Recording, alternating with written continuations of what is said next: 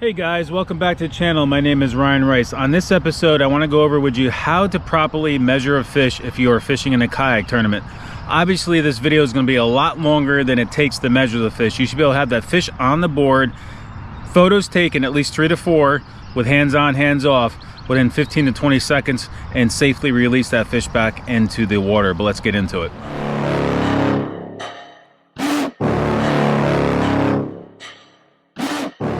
First of all, I want to start off by saying that you want to keep your kayak organized. OCD helps me a lot, but you can see I have my board right here on the side of my Ketch board, right here on the side of the kayak. But I have it on these 2 roto grips. Basically, it's supposed to hold your paddle, but that's what I put it on, and it's right on my track. So you don't want to be fumbling around with your board when it's time to measure a fish. Have it hidden far in the back, you know, a pain to get to. So I like to keep my boat nice and clean. I like to keep my board close. But depending on the temperature, normally what I do is if it's hot, I always cool my board off, and if it's cold, like it is now, you know, the air temperature, the water temperature is warmer. So what I normally do is I warm the board up just a bit by dunking it in the water. Now, a lot of people are going to tell you to put the board on an angle, but if you put your board on an angle, pushes the weight of the fish forward, and it easily closes the mouth for the fish. You know, as a judge, I hear a lot of people saying I can't get the fish's mouth closed, I can't do this.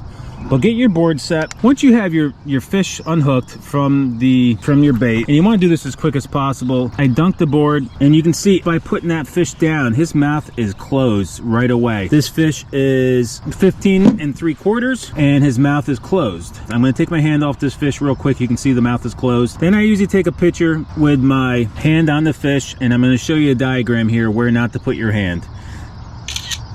All right, we got 1 picture, 2 pictures, and then I'll take another picture real quick like that with my hand off the fish. So now I have 4 pictures. You can go back and double check your pictures before you release the fish by putting it back in the net. Put them back in the net, rest them off to the side of the boat. Now, normally I'm so quick at this, I don't have to do this, but I'm just showing you what to do if you're new at this and you're unsure of your fish. But normally I can tell when I take my first couple of pictures. I've done it so many times that my pictures are good. I normally don't have to put them back in the net. I can just check real quick on my phone and go about my day. But there's many other ambassador clubs. There is, you know, Hobie, Bassmasters. They allow you to pinch that tail. Now, to me, pinching the tail, I understand if you're doing this a lot for competition and every 1/4 inch matters, but just imagine somebody come up to pinch your butt. It's going to make you jump. It's going to make you excited. So I figured the same concept with the fish too. I like to just keep it placed in the middle, do a couple pictures, take my hand away, take a couple more pictures, and I usually try to submit the photo with no hand on it, because then there's no problems with them, you know, with a judge saying that you're blocking the caudal peduncle, which is the parallel area of the rear fins. So basically, once you got the rear fins of the fish, you can't put your hands past that and really cover the tail area. There's been problems in the past where people have cheated before, cutting tails of other fish off, slid it underneath the tail, and kind of hid that whole look by kind of putting their hand over the whole thing. That's why KBF has stopped you pinching the tail or covering the caudal peduncle. That's what it's called. From the eye down to the jawline forward is a no-touch zone as well. Now, that's across all platforms that are out there right now. You can't cover the eye. In case it's a dead fish, you want to cover the dead eye of the fish, you know, the cloudy eye, etc. You can see how simple that was. Catch the fish, have your catch board within reason, easy to get to. Normally I don't have the fish in the net. Normally I unhook it and I put it right on the board, measure it, take the photos, and release it. Now, when you're in competition, 1-day competitions or championships, you do have to do a video release as well. So you want to take that fish off the board, say, okay, this is fish number 1, day 1. I'm releasing the fish into the water. Go back, show your catch board that it's clear, there's no fish on it, and that just covers you in case you get challenged. You can say this is fish number 1 at 15 3/4. It's released into the water. You can see I put it in the water. My board is clear, the fish is off my boat, it's gone, it's not tied off to my boat that I can put on there later. It's that simple, guys. I am a firm believer of not pinching the tail. I know a lot of places, a lot of other platforms let you do that. I understand every 1/4 inch matters, but I just feel like a lot of people spend too much time pinching that tail, trying to get that little, you know, that next 1/4 inch mark out of it, and the fish is out of the water a lot longer than it needs to be. You know, we do catch, photo, release. This is to help the health of the fish, help it prolong our fisheries. You want to be able to get that board, that fish on the board, measured, throw them back in the water, see you later, go catch the next one. Simple as that, guys. And after you take your photo, if that's your first fish for the day, take another photo with the number 1. This way you know that that's your first fish. After you catch your next fish, take 3 or 4 photos, hold up your fingers, do number 2, take a photo. You know that group of between the 1 finger and the 2 finger, that's your second fish. Same thing for fish 3, 4, and so on. All right, I want to show this to you in real time. I got the fish on.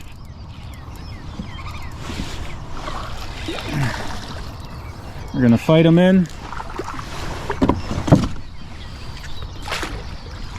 Get them in the boat. Get them unhooked.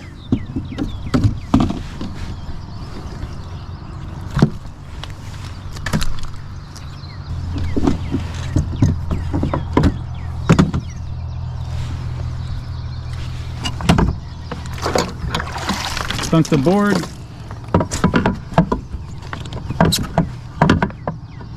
Turn on an angle. Get the fish on the board. I keep my hand on it. His mouth is closed. Get my phone out and start taking some pictures.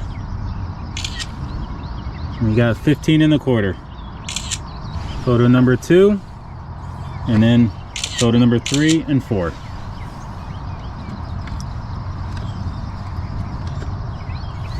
That's it, guys. 15.25. Fish is back into the water and all done. Just like that. So if you guys have any questions, just comment here. You can reach out to me via DM on Instagram, Facebook. Phone numbers on those things too. You guys can shoot me a text if you guys have any questions, but don't complain that you can't get the fish's mouth closed and sit there and try to fight with that fish. Don't complain to the judges that you lost a ½ inch, because listen, in the rules, you can be denied completely for an open mouth. So just take that ½ inch deduction, move on. Don't complain to the judges that this is unfair. We judge the fish the same across the board, whether you are Russ Snyders or myself. We judge the fish all the same, no matter who you are. So Russ gets deductions, Casey Reed gets deductions, Jody Queen gets deductions, Wyatt Hammond, everybody gets deductions if you don't follow the rules. You are just not being singled out because your fish has an open mouth, so don't get upset, because I get that a lot. Also, blocking the areas, the no touchstones. With your, say if you're wearing a big puffy jacket and your jacket arm has a flap on it and it's blocking the fish's eye, it's going to be denied. If you're taking a photo on an angle and your arm is blocking the caudal which, like I said, is the parallel line past the rear fins, past that area is a no touchdown. If your arm is blocking that, it's going to be denied. It's simple of just holding that phone directly centered over the fish. It doesn't have to be dead center, but if it's centered and not on angles, because people are trying to do it on angles to prevent that, being deducted for an open mouth because it's open. They try to do like hard angles and they try to get away with the things. I see it all the time. Just take that your phone directly over the center of that fish. Take your photos and move on. If you are a cheater out there, stop cheating. It's just no reason. You're either gonna be a good fisherman or you're not. As simple as that. That's a whole nother video, guys. I don't want to drag this out too long. Throw that board down on an angle, dump that fish on the board. You can pre-wet it, especially in the hot days. I would definitely pre-wet it, because a hot board is like being burned. You touch something hot, it's like, woo, that's hot. Fish is going to react the same way. So cool your board off when it's hot, and it'll just prevent that fish from jumping off the board. I have fish jump off the board, not a lot, but it does happen. Don't panic. Just take your time, grab the fish off your kayak. If you have to, put them in the net. Sometimes that calms them down. Put them on a donkey leash, put them back in the water, calm them down if you have to. You have time. I can probably do more videos down the line. I'll probably keep doing videos like this to show you how to measure the fish, just to keep that out there. Now, if you have a fish that has a broken jaw or something, sometimes you just can't close the mouth. Just take the deduction, move on. Simple as that, and stop cheating. As always, guys, be safe on the water, and I'll catch you on the water. And I hope you guys like this video. If you guys do, let me know in the comments. All right.